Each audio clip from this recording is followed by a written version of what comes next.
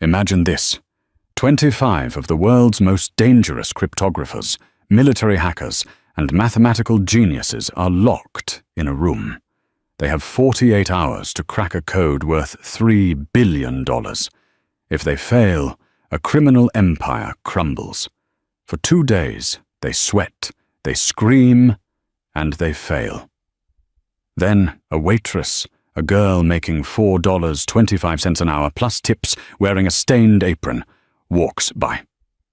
She looks at the screen for exactly 6 seconds, whispers 3 words, and changes the underworld forever. This isn't a fairy tale. This is the story of how Cyrus Valenti found his queen in the dirt, and why you never underestimate the person refilling your coffee. Sit down.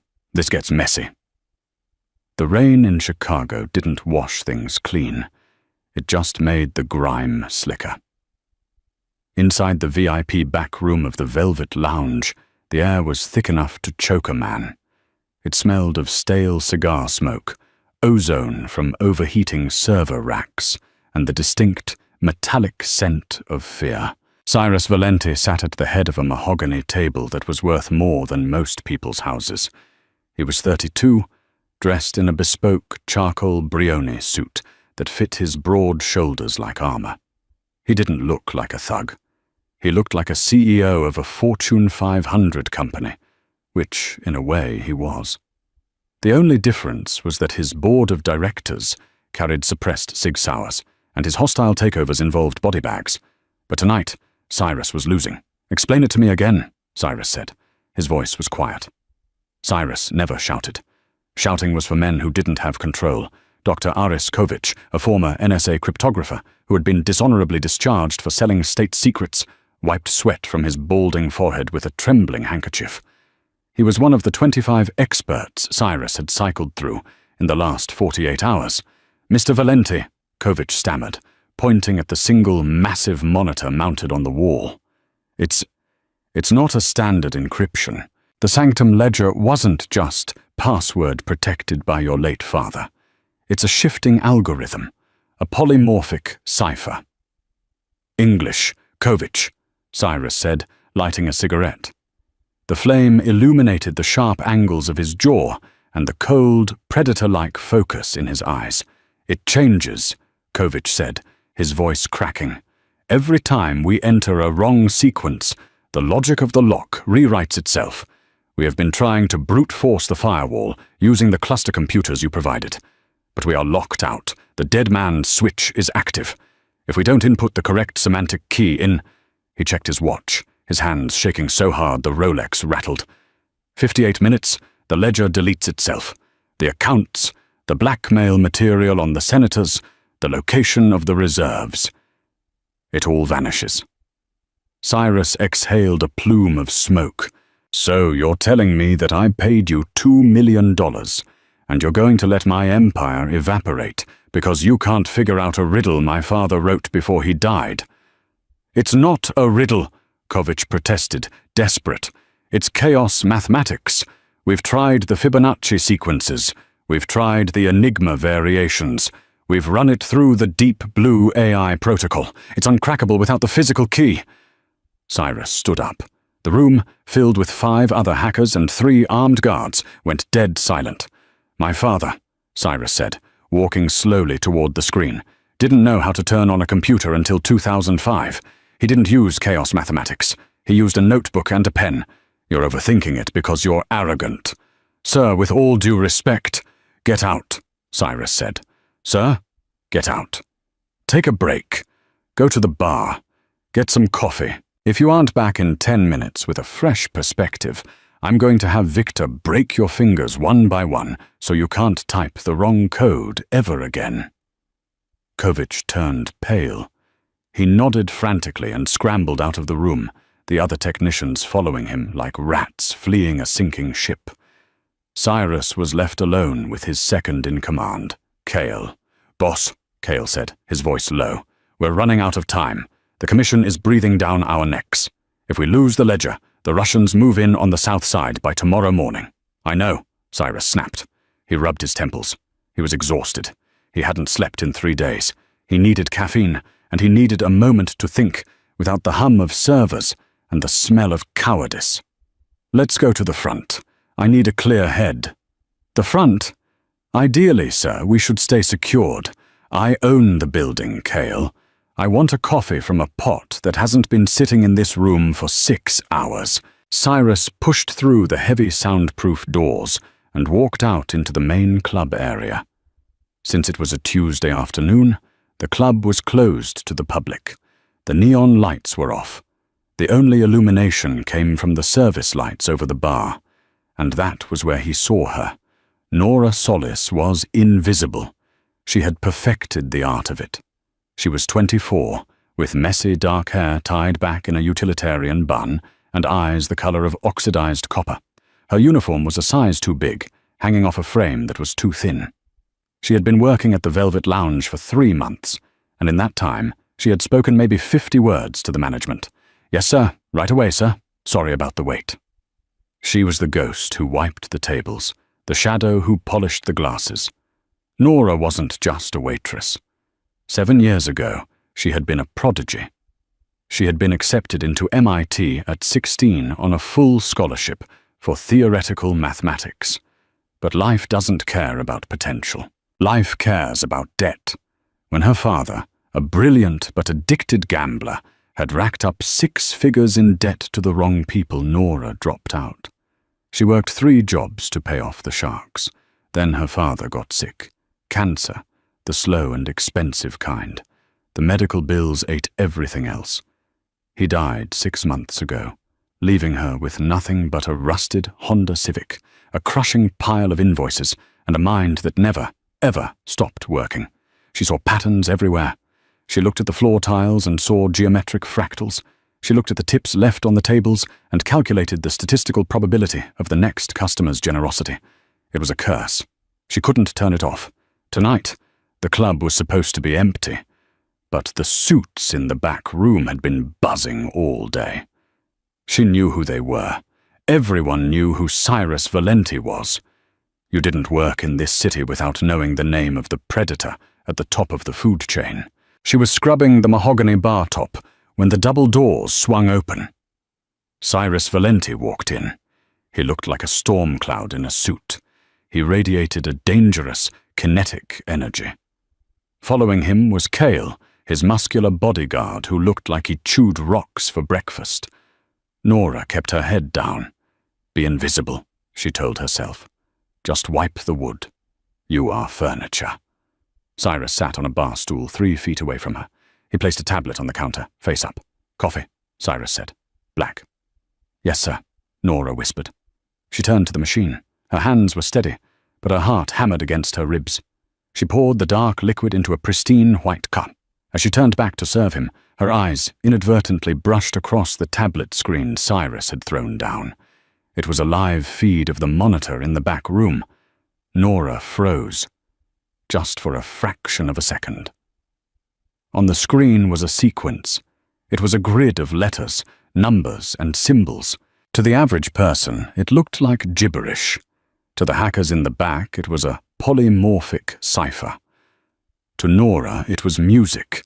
It was a grid of 64 characters, but the spacing was irregular. Space, letter, space, space, letter. Her brain did that thing it always did, the snap. It was like a camera shutter clicking shut. She didn't want to solve it. She was tired. She just wanted to go home and sleep. But the pattern clawed at her eyes. 4 quarters time signature, her mind whispered. It's not code. It's rhythm. She set the coffee down in front of Cyrus. "Anything else, sir?" she asked, her voice raspy. Cyrus didn't look at her. He was staring at the tablet, rubbing his face. No. Just silence. Nora nodded and stepped back. She should have walked away. She should have gone to the kitchen. But then Kovich, the sweaty expert, burst through the doors from the back hallway, followed by 2 other men. They were arguing loudly. "It's an RSA 2048 encryption." "No," one of them shouted. "We need a quantum key. It's not RSA, you idiot," Kovich yelled, waving his hands. "It's a variation of the Billionaire square. But the keyword is shifting based on the timestamp." Cyrus slammed his hand on the bar. The sound was like a gunshot. "I said silence!" Cyrus roared. The men froze. Cyrus picked up the tablet and shoved it toward Kovich. "Look at this. You have 40 minutes left. The screen is mocking you. My father wasn't a mathematician. He was a bootlegger who liked opera and boxing." "Why is there a % sign next to the letter Q?" Kovich squinted. It's clearly a syntax error in the code, sir. A decoy." Nora was wiping a glass. She couldn't help it. She mumbled, barely audible. "It's not a syntax error. It's a rest note." The silence that followed was absolute. It wasn't the silence of peace. It was the silence of a predator hearing a twig snap. Cyrus slowly turned his head. He didn't look at Kovich. He looked at Nora. "What did you say?" he asked. His voice was terrifyingly calm. Nora's blood ran cold. She gripped the rag in her hand. "Stupid, stupid, stupid, stupid." "Nothing, sir," she said quickly, lowering her eyes. I'm sorry. I'll go to the kitchen." "Stay right there," Cyrus commanded. He stood up and walked the 3 steps to where she stood behind the bar. He towered over her. He smelled of expensive cologne and tobacco. "You said it's a rest note," Cyrus said. "Explain." "Sir, she's just a waitress." Cale stepped in, his hand moving toward his jacket. "She doesn't know anything. I'll get rid of her." "I am talking to her," Cyrus said, not breaking eye contact with Nora. "You looked at the screen. You saw the grid. What did you see?" Nora looked up. She saw the exhaustion in Cyrus's eyes, but she also saw intelligence. He wasn't like the men in the back room who were obsessed with their own cleverness. He just wanted the answer. She took a breath. If she was going to die, she might as well be right. "The experts are looking for a mathematical formula," Nora said, her voice gaining a little strength. "They think the symbols are variables. They aren't." She pointed a shaking finger at the tablet on the bar. "Your father. You said he liked opera." Cyrus frowned. "Yes, Puccini, Verdi." "The grid is 8 by 8, Nora said, speaking faster now. 64 squares. But look at the distribution of the symbols, the percentage sign, the ampersand. They appear at intervals of 3, then 4, then rest. It's sheet music written in ACI characters." Kovich let out a scoffing laugh. "Sheet music? That's the most ridiculous thing I've ever heard. Little girl, this is military-grade encryption, not a piano lesson." "Shut up," Cyrus hissed at Kovich. He turned back to Nora. "Go on." "The Q isn't a letter," Nora said, her mind racing. In the old typewriter ciphers used during Prohibition, specific keys mapped to musical notations to smuggle messages past the feds. If you treat the grid as a staff— She grabbed a cocktail napkin and a pen from her apron. She didn't ask for permission. She slammed the napkin on the bar and began to draw lines. The % sign is a treble clef. The sequence starts here. She tapped the screen. B-A-C-H. "Bach?" Cale asked, confused. "No," Nora said. B-A-C-H is a musical motif, but it's transposed. If you shift every letter down by the interval of a major third, which is the opening interval of Tosca, an opera, the letters change." She scribbled furiously on the napkin. B becomes G, A becomes F, C becomes A, H becomes E, G, F, A, E, Nora whispered. She looked up at Cyrus. "Does that mean anything to you, G, F, A, E?" Cyrus stared at the napkin. His eyes went wide. His mask of indifference cracked. "Grandfather. First Avenue. East," Cyrus whispered. "No," Kovich interrupted. "That's too simple. It has to be a numeric key." "It's not a location," Nora said, cutting him off. "It's the keypad pattern." She grabbed the tablet. "May I?" Cyrus didn't speak. He just nodded. Nora's fingers hovered over the digital interface. The keypad on the screen is numeric, 1 through 9. If you trace the shape of the letters G, F, A, and E on a standard telephone keypad. 4, 3, 2, 3. "Stop," Cyrus said. He took the tablet from her. He looked at the countdown. 0 hours, 3 minutes, and 45 seconds. He looked at Kovich, who was shaking his head in disbelief. Then he looked at Nora. "If you're wrong," Cyrus said softly, The system wipes everything. $3 billion. Gone. I'm not wrong, Nora said. She didn't know where the confidence came from. Maybe she was just tired of men like Kovich, thinking they owned the world because they had degrees. Your father didn't trust computers. He trusted Tosca. He trusted the music. Cyrus turned the tablet around. He typed in the sequence Nora had indicated. Not the numbers, but the pattern corresponding to the musical transposition. He hit enter. The screen went black. Cale drew his gun. She bricked it. Nora stopped breathing. Then a green line of text appeared. Access granted. Welcome, Cyrus. The heavy sound of the magnetic locks in the safe room disengaging echoed through the quiet club. Cyrus stared at the screen for a long time. The experts were gaping, their mouths open like fish. Kovich looked like he was about to vomit. Cyrus slowly set the tablet down. He turned to Nora. She was hugging her tray to her chest, trying to fade back into the background. "What is your name?" Cyrus asked. "Nora," she whispered. "Nora Solis." "Nora Solis," Cyrus repeated, testing the weight of the name on his tongue. "You just did in 60 seconds what 25 men couldn't do in 2 days." He reached into his jacket pocket, pulled out a money clip, and tossed a stack of $100 bills onto the bar. It must have been $5,000. "Take the night off," he said. Nora stared at the money. It was more than she made in 4 months. I can't take that." "It's a tip," Cyrus said. He signaled to Cale. "Clear the room. Fire Kovich. Fire all of them, and bring the car around." "Yes, boss." Cyrus looked at Nora one last time. There was something in his gaze, not just gratitude. It was calculation, curiosity, and hunger. "Don't go far, Nora Solis," he said. "I have a feeling I'm going to have a lot more puzzles for you." He walked towards the back room to claim his empire. Nora stood there, her heart pounding, looking at the money. She thought it was over. She thought she had won a lottery and could go back to her quiet, desperate life. She was wrong. She hadn't just opened a safe. She had opened a door into a world she wasn't ready for, and Cyrus Valenti wasn't the kind of man who let a useful asset walk away. Here is the continuation of the story, picking up immediately after Nora left the club.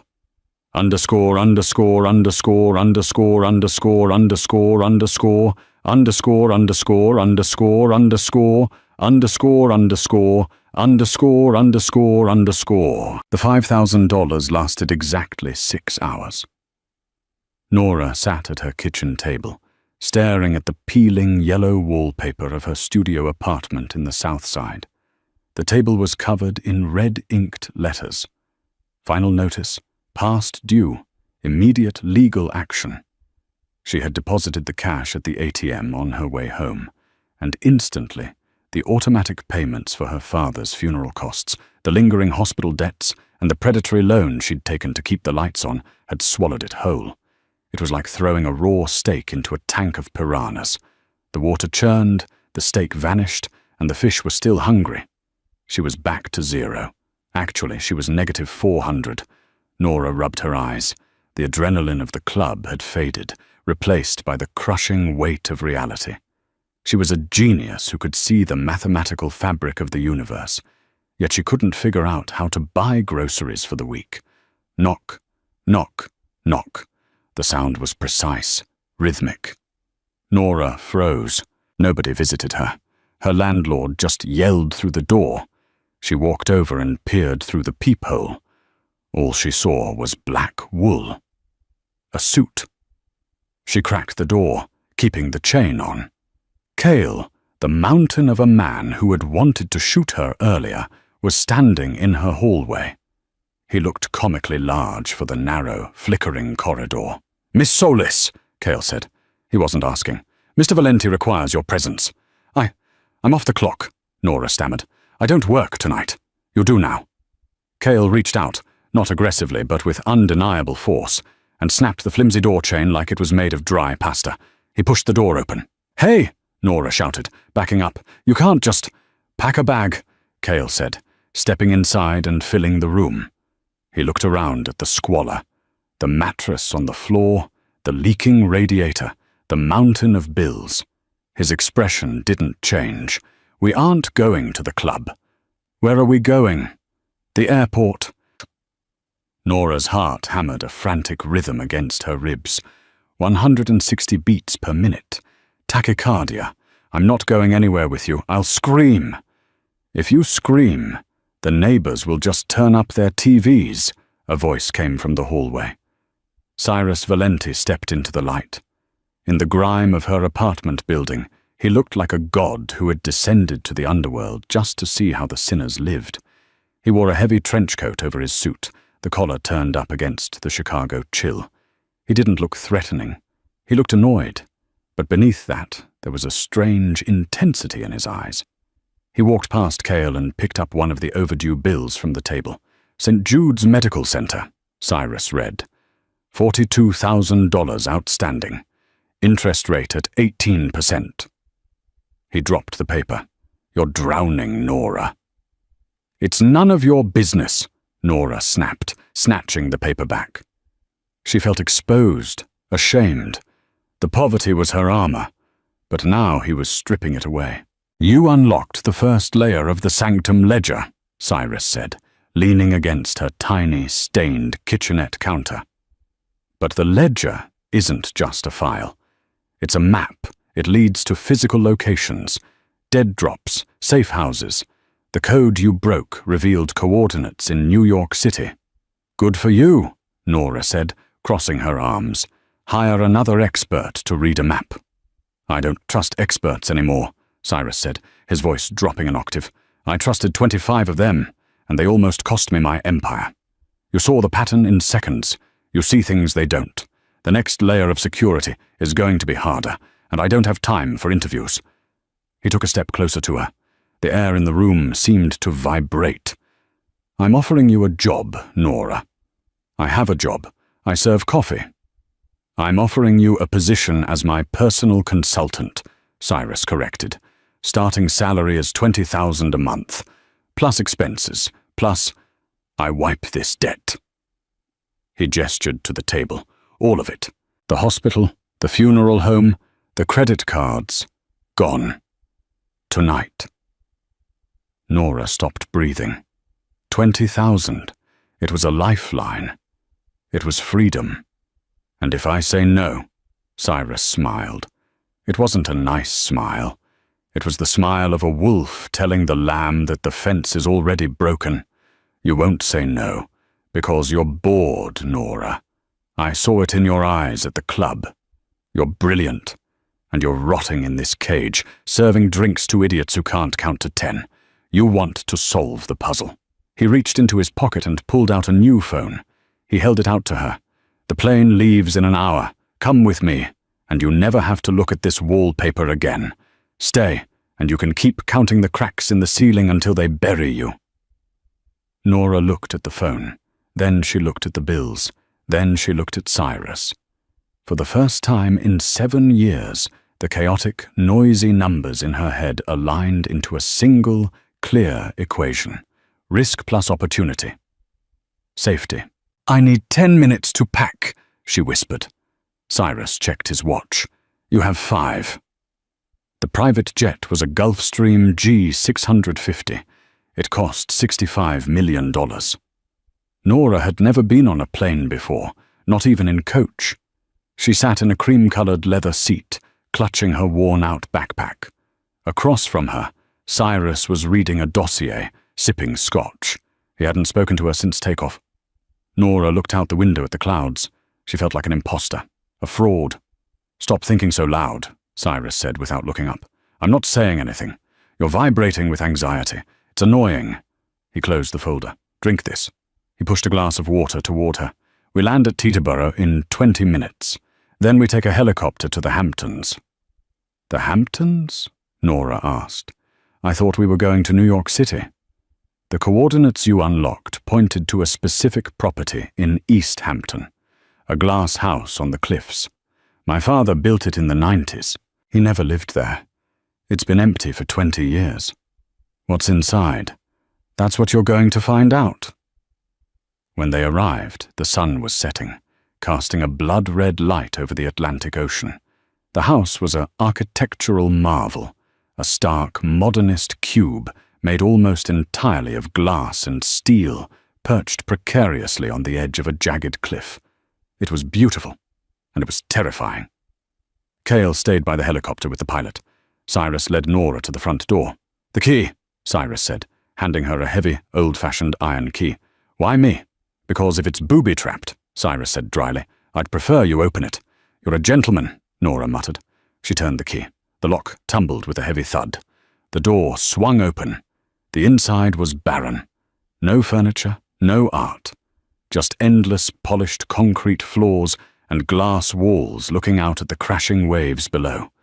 "It's empty," Cyrus said, walking into the center of the vast living room.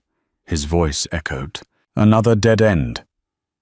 "No," Nora said. She stayed by the door, her eyes scanning the room. Her brain shifted gears. She wasn't looking at a room. She was looking at a geometry problem.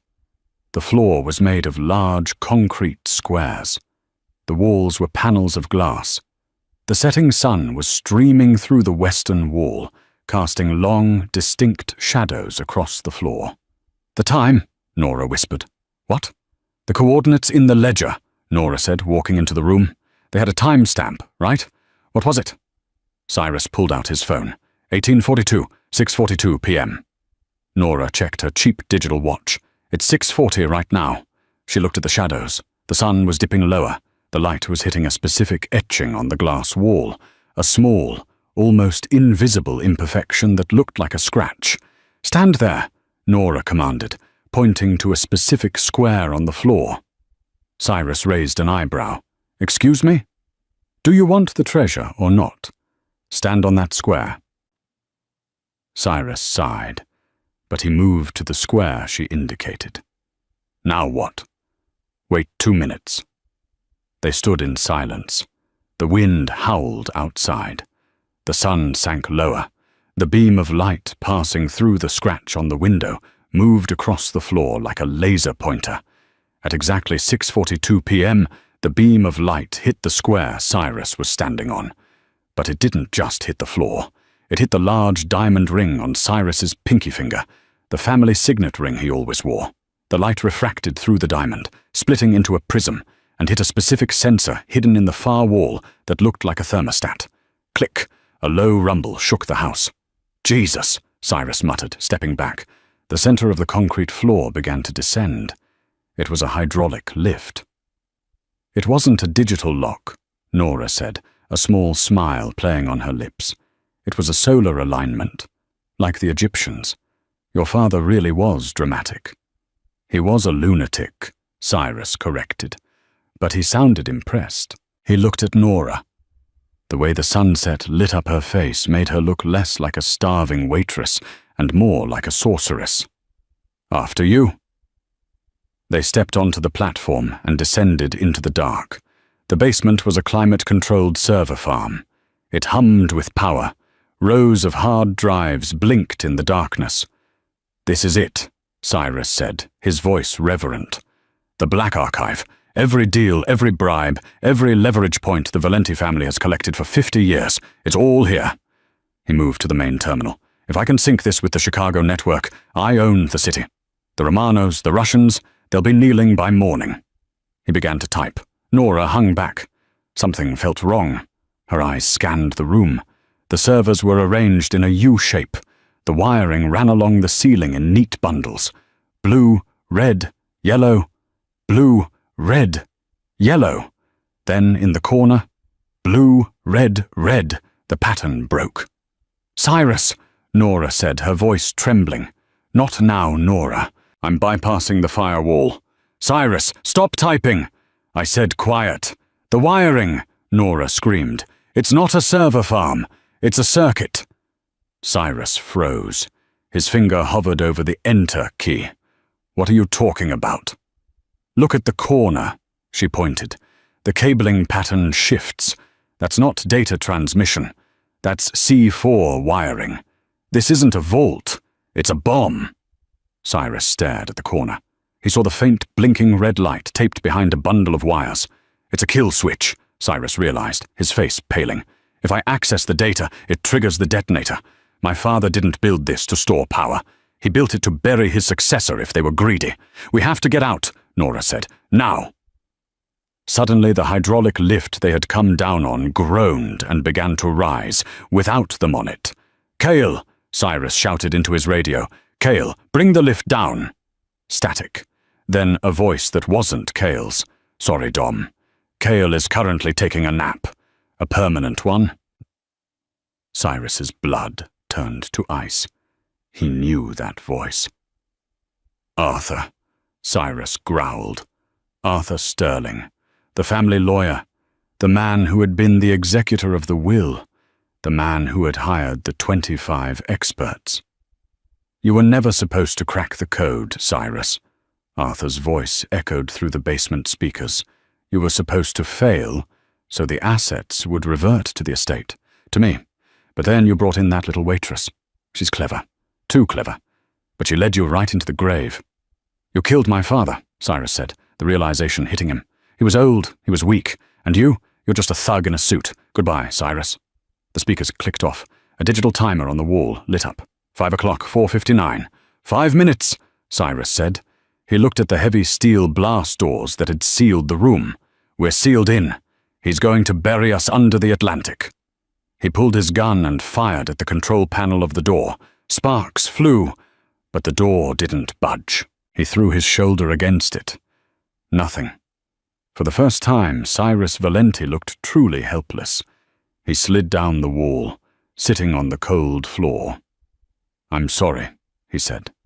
He looked at Nora. I dragged you into this. You should be pouring coffee in Chicago.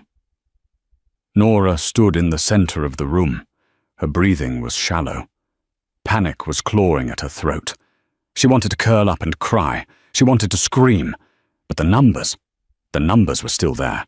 She looked at the bomb wiring. She looked at the server racks. She looked at the timer. 4:15. Shut up, Nora said. Cyrus looked up, startled. What? I said shut up. I can't hear the pattern when you're pitying yourself. Nora walked over to the wall of servers. She ripped the panel off the main terminal. Wires spilled out like guts. Arthur thinks this is a trap, Nora muttered, her hands moving fast, tracing the lines. But he's a lawyer. He doesn't know engineering. He hired someone to rig this. So every system has a logic, even a bomb. She grabbed a pair of wire cutters from a toolkit left on the floor. Cyrus, give me your belt. My belt? The buckle. I need to bridge the circuit. Cyrus ripped his belt off and handed it to her. The timer is connected to the server boot sequence, Nora said, sweat dripping down her nose. If the servers shut down, the bomb goes off. If the timer hits 0, the bomb goes off. So we're dead either way. No, we need to create a loop, an infinite loop. We need to make the computer think it's constantly rebooting, freezing the timer between seconds. She jammed the silver belt buckle between 2 exposed copper contacts on the motherboard. Sparks showered over her hands. She flinched but didn't let go. Type, Nora yelled. What do I type? Cyrus scrambled to the keyboard. The Fibonacci sequence, but in reverse. Fast! Cyrus's fingers flew across the keys. He didn't ask why. He just trusted her. 21, 13, 8, 5, 3, 2, 1, 1. Enter! Nora screamed. Cyrus hit enter. The room went black. The hum of the servers died. The silence was deafening. Nora closed her eyes, waiting for the fire, waiting for the end. 1 second, 2 seconds, 3 seconds. Nothing happened. Then the emergency red lights flickered on. The timer on the wall was frozen. 0:01. The bomb was dormant. Nora let go of the belt buckle and collapsed onto the floor, gasping for air. Her hands were burned, her uniform was ruined, and she was shaking uncontrollably. Cyrus sat there in the red light, staring at the screen. Then he looked at her. He crawled over to her. He didn't say a word. He grabbed her face in his hands and kissed her. It wasn't a gentle kiss. It was desperate. It was the taste of survival and adrenaline and sudden, overwhelming realization. He pulled back, breathing hard, his forehead resting against hers. "You didn't just solve the puzzle," Cyrus whispered, his voice rough. "You saved my life." Nora swallowed hard. "I just wanted the $20,000. Cyrus laughed. It was a genuine, jagged sound. "You're going to get a lot more than that," he said. He stood up and offered her his hand. "Now, let's get out of here. I have a lawyer to kill." The red emergency light in the bunker bathed them in the color of blood. Nora Solis lay on the cold concrete floor, her chest heaving, staring at the frozen timer on the wall. 0:01. 1 second. They were living in the single second between life and death. Cyrus pulled her up.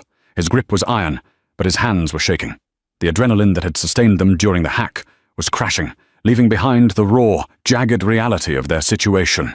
"We aren't safe yet," Cyrus rasped. He looked at the heavy blast doors. "Arthur knows the timer stopped. He knows we're alive. If I know him, he's sending a cleanup crew to finish what the bomb didn't." Nora wiped soot from her cheek. "The lift," she said, her voice sounding foreign to her own ears. Stronger, harder. "You said you could override it." "I can," Cyrus said, moving to the manual hydraulic release wheel on the far wall. It was rusted, meant for maintenance only, but it's going to be slow, and we're sitting ducks on the way up. He grabbed the wheel and strained. His suit jacket ripped at the shoulder, the veins in his neck corded with effort. With a groan of metal on metal, the wheel turned. The floor shuddered, and the platform began to inch upward, crawling back toward the glass house above. The ascent took 5 agonizing minutes. Cyrus stood with his gun drawn, shielding Nora with his body. Nora didn't hide behind him, though. She stood at his shoulder, clutching the tablet, the only thing that mattered now. It contained the local copy of the Sanctum Ledger. It was the smoking gun, the shield, and the sword all in one. When the platform locked into place in the living room, the sun had fully set. The glass house was the black box reflecting the moon. The wind howled through the open front door. "Stay down," Cyrus whispered. He swept the room with his weapon. The helicopter was still on the pad, blades drooping in the wind. The pilot was gone. Cale's body was gone. The silence was absolute, which was worse than gunfire. It meant they were alone in the middle of nowhere. "He left us," Cyrus realized, lowering the gun slightly. "Arthur didn't send a crew. He left us here because he thinks we're ghost stories. He thinks even if we survived the bomb, we're stranded on a cliff in the Hamptons while he takes over the city. He underestimated you," Nora said. Cyrus turned to her. The moonlight caught the sharp angles of his face. He looked wrecked, bruised, dirty, exhausted, but his eyes were burning with a cold, terrifying fire. "No," Cyrus said. "He underestimated you." He walked to the helicopter. "Get in. Do you know how to read an altimeter?" "I can figure it out," Nora said, climbing into the co-pilot seat. "It's just variables and rates of change." Cyrus fired the engines. The rotors whined, then roared, slicing the night air. As they lifted off, leaving the glass tomb behind, Nora looked at the sprawling darkness of the Atlantic Ocean below. She should have been terrified. Yesterday, her biggest fear was a declined debit card. Tonight, she was flying a stolen helicopter with a Mafia Don, carrying a digital nuclear bomb. "Where are we going?" she shouted over the headset. "The police!" "The police are on Arthur's payroll," Cyrus's voice crackled in her ear. "If we land at a precinct, we'll be dead in a holding cell within the hour." "Then where?" Cyrus banked the chopper hard to the west, toward the glowing halo of New York City on the horizon. "Arthur is hosting the Sterling Foundation Gala tonight at the Met," Cyrus said. "It's his victory lap. He's going to announce the merger of my family's assets with his shell companies. All the heads of the 5 families will be there. The senators, the press." "We're going to a party?" Nora asked, looking at her ruined uniform. "We're going to a funeral," Cyrus corrected. His. Underscore, underscore, underscore, underscore, underscore, underscore, underscore, underscore, underscore, underscore, underscore, underscore, underscore, underscore, underscore, underscore. The flight to Manhattan took 40 minutes. Cyrus flew with a reckless precision, cutting through the skyline, bypassing air traffic control with codes he shouldn't have known. They abandoned the helicopter on a private helipad on a rooftop in the Upper East Side, a building owned by one of Cyrus's few remaining loyalists. They didn't have time to shower. They didn't have time to change. Cyrus tore the remaining sleeve off his ruined jacket, revealing the holster and the white dress shirt, stained with grease and dried blood. He looked like a fallen angel who had fought his way out of hell. He looked at Nora. She was covered in dust, her hair wild, her apron torn. "You ready?" he asked. Nora tightened her grip on the tablet. She visualized the gala, the noise, the variables. She closed her eyes for a second, finding the rhythm. Tempo, allegro con fuoco. "Let's go," she said. Underscore, underscore, underscore, underscore. Underscore, underscore, underscore, underscore, underscore, underscore, underscore, underscore, underscore, underscore, underscore, underscore. The Metropolitan Museum of Art was a fortress of light. Limousines idled 3 deep at the curb. Paparazzi flashbulbs popped like strobes. Inside, the Great Hall was transformed into a sea of tuxedos, silk gowns, and fake smiles. Arthur Sterling stood on a raised dais in front of the Temple of Dendur. He looked immaculate in a midnight blue velvet tuxedo. He raised a glass of champagne, basking in the applause of the city's elite.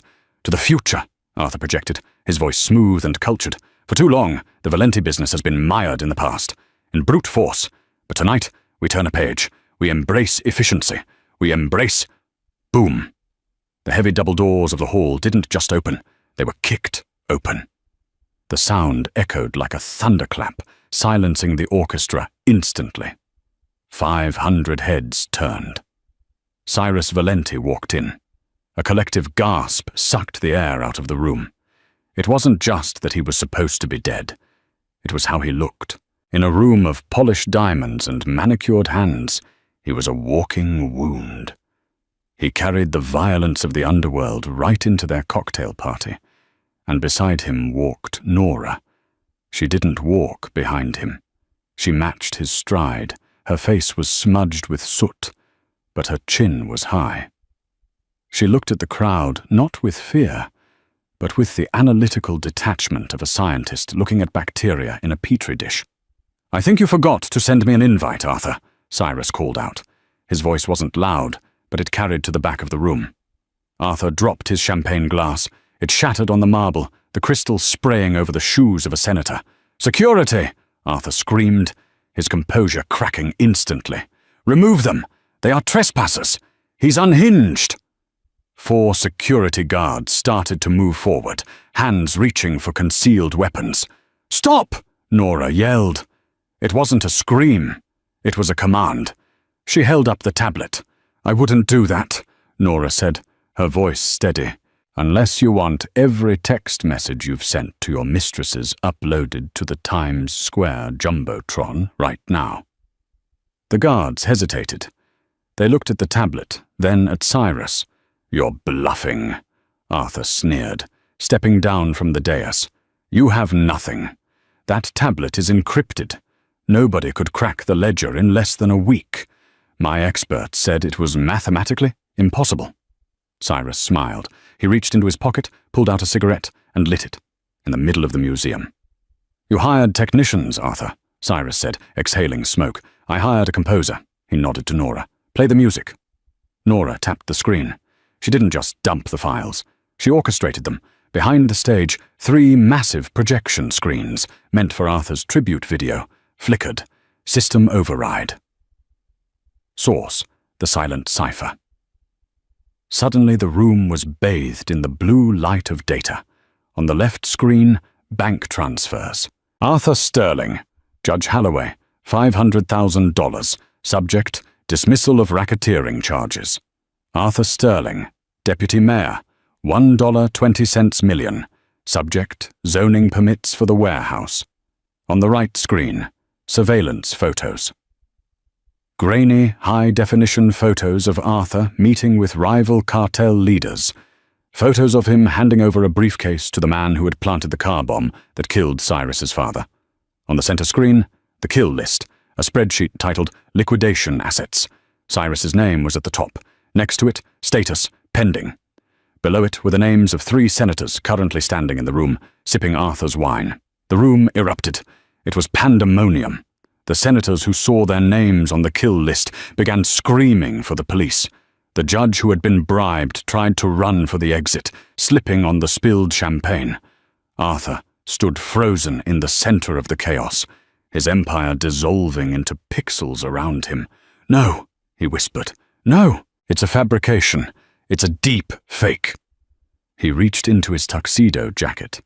He pulled out a sleek, silver pistol. He didn't care about prison anymore. He just wanted to stop the man who had risen from the grave to humiliate him. He aimed the gun at Cyrus's chest. "Die!" Arthur screamed. Nora didn't think. She didn't calculate. She saw the angle of Arthur's arm. She saw the distance. $D = 15 feet $. She saw Cyrus standing calm, accepting the bullet. Nora threw the heavy, ruggedized tablet. She threw it like a frisbee, with all the desperate force of a woman who had already survived a bomb that day. The tablet spun through the air and slammed into Arthur's hand just as he pulled the trigger. Bang! The shot went wide, shattering a priceless Greek vase. The gun clattered to the floor. Before Arthur could dive for it, Cyrus was there. Cyrus didn't hit him. He didn't shoot him. He simply grabbed Arthur by the throat and lifted him off the ground. "You wanted the family business," Cyrus whispered into Arthur's ear, his voice a low growl that only the 2 of them could hear. "This is the business. It's not numbers. It's blood. And you don't have the stomach for it." He threw Arthur to the ground just as the SWAT teams, summoned by Nora's automated distress protocol 15 minutes ago, burst through the skylights and the side doors. "FBI, everybody down!" Laser sights danced through the smoke and confusion. Arthur was tackled, cuffed, and dragged away, screaming obscenities. The guests were herded out. The flashbulbs kept popping, capturing the image that would be on the cover of every newspaper in the world the next morning. Cyrus Valenti, standing amidst the ruins of the gala, lighting another cigarette. And Nora Solis, the invisible waitress, standing beside him, the architect of the chaos. ________________________ _________________________________________________________________ 2 hours later, the adrenaline had finally drained away, leaving a bone-deep exhaustion. They sat on the steps of the museum, the cool night air sobering them. The police had taken their statements, but Cyrus's lawyers, the loyal ones, had already arrived to shield them. Nora looked at her hands. They were trembling again. "You threw the tablet," Cyrus said. He was leaning back on the stone steps, looking up at the stars. "I calculated the trajectory," Nora lied. "I knew it would hit his radial nerve." Cyrus chuckled. "You panicked and chucked a computer at his head. It was the most beautiful thing I've ever seen." Nora laughed. It started as a giggle and turned into a sob. The stress, the fear, the relief, it all poured out.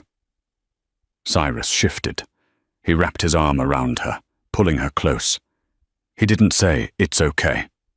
He just held her, anchoring her to the ground. "You're free now," Cyrus said quietly. "The debt is gone. I transferred the funds while we were in the chopper. You have $5 million in an offshore account. You can go anywhere. MIT Paris. You never have to see me again." Nora pulled back. She looked at him. She saw the man who had trusted her when the experts failed. She saw the man who had come back for her in the bunker.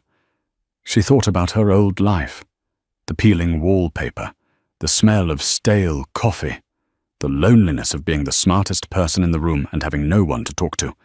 Then she looked at Cyrus. He was a puzzle she hadn't solved yet.